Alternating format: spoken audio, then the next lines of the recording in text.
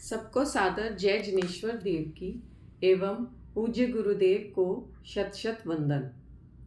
आज गुरुजी श्री विजयानंद सुरीश्वर जी के बारे में जो घटना मैं आपके समक्ष रखने जा रही हूँ, उससे उनके अनन्य भक्तों की उनके लिए अपूर्व अनुराग और निष्ठा का पता चलता है।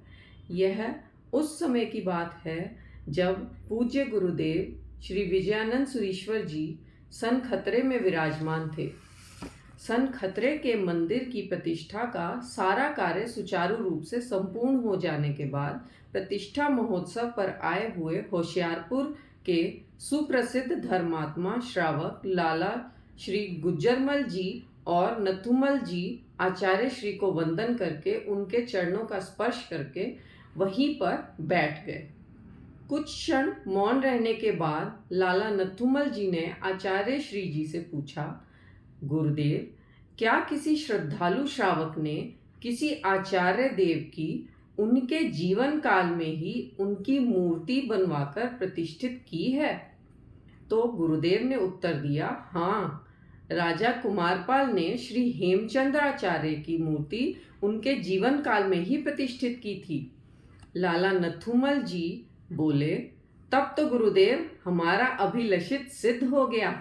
आप इस युग के हेमचंद्राचार्य हैं और मेरे यह मित्र लाला गुज्जरमल जी कुमारपाल। आचार्य श्री हेमचंद्र सूरी ने कुमारपाल को प्रतिबोध देकर धर्म का अनुरागी बनाया और आप श्री ने हम सबको धर्म पर दृढ़ किया। राजा कुमारपाल का आचार्य श्री हेमचंद्र सूरी में अनन्यानुराग था और हम सब आप श्री के चरणों के अनन्य पुजारी हैं।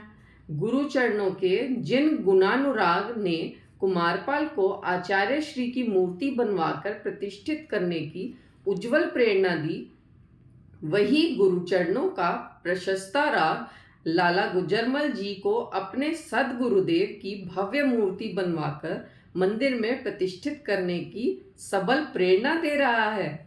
और इस विषय में आप श्री की क्या सम्मति है, यह पूछने का तो हमें इस वक्त अवकाश ही नहीं है। गुरुदेव, जहाँ भक्तों को भगवान की आज्ञा शिरोधार्य करनी होती है, वहीं कभी कभी भक्त भी भगवान से अपना कहा करा लेते हैं। इतना कहने के अनंतर पास में बैठे हुए जयपुर के कारीगर को इशारा किया और उसने उठकर आचार्य के शरीर की ऊंचाई और बैठक का माप ले लिया। उसके बाद मूर्ति बनाने की आज्ञा देते हुए लाला गुज्जरमल जी ने उस कारीगर से कहा, देखो, गुरुदेव की मूर्ति में कोई खामी न रहनी पाए। वह अत्यंत सुंदर और आकर्षक होनी चाहिए और जहाँ तक बने जल्दी से जल्दी तैयार करने की कोशिश करना। इसके लिए तुम्हें मुंह मांगे पैसे और साथ में इनाम भी दिया जाएगा। इतना कहने के बाद आचार्य श्री के चरणों का स्पर्श करते हुए लाला गुज्जरमल जी ने कहा कि गुरुदेव, आज मेरी मनोकामना पूर्ण हुई, जिससे मैं अपने आप को बहुत भाग्यशाली मानता हूँ। आप जैसे महान उपकारी सद्गुरु का पुण्य संयोग मुझे भव भव में प्राप्त रहे, यही शासन देव से मेरी बार बार प्रार्थना है।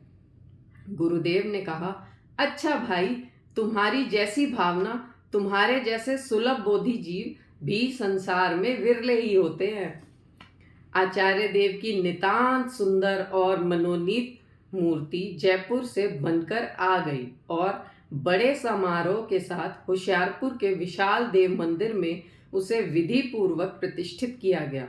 परंतु यह कहते हुए अत्यंत खेद होता है कि मूर्ति बनकर आने के और मंदिर में उचित स्थान पर प्रतिष्ठित करने से पहले ही गुरुदेव स्वर्ग सिधार गए। गुरुदेव के स्वर्गवास से लगभग 4 वर्ष बाद अर्थात विक्रम संवत 1957 के वैशाख मास में उसे प्रतिष्ठित किया गया।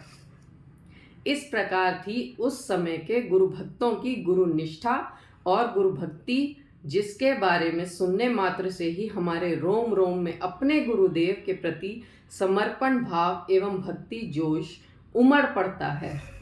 धन्यवाद।